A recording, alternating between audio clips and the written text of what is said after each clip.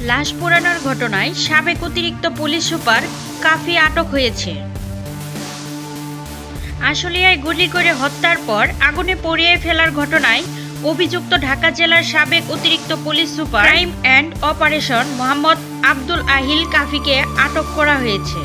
আজ সোমবার 2 সেপ্টেম্বর বিমানবন্দর থেকে তাকে আটক করে ঢাকা মহানগর গোয়েন্দা পুলিশ ডিবি কার্যালয়ে নিয়ে যাওয়া হয়েছে।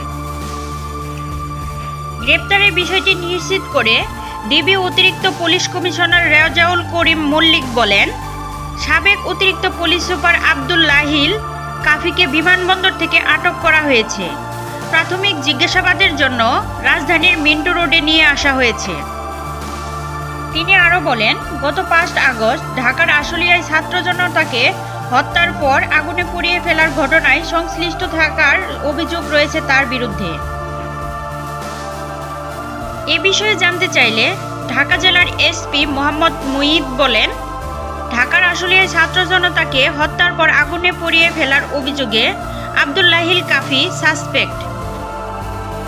তিনি জানান, আন্তর্জাতিক শাহজালাল বিমানবন্দরে তিনি ডিএমপির পুলিশের কর্তৃক আটক হয়েছেন বলে খবর পেয়েছি। এর বেশি কিছু জানি না। যোগাযোগ করা হলে ডিবির যুগ্ম পুলিশ কমিশনার রবিউল হোসেন ভুইয়া বলেন, পুলিশের একটি দল তাকে আটক করেছে।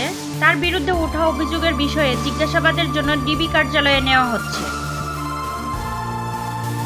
তাছাড়া আশুলিয়া থানার সামনে গুলি করে হত্যার পর ছাত্র জনতার মরদেহ গুনে গুনে ভেনে স্তূপ করা ও পরে জ্বালিয়ে দেওয়ার ঘটনায় জড়িত থাকা আরও 2 পুলিশ কর্মকর্তাকে শনাক্ত করা হয়েছে।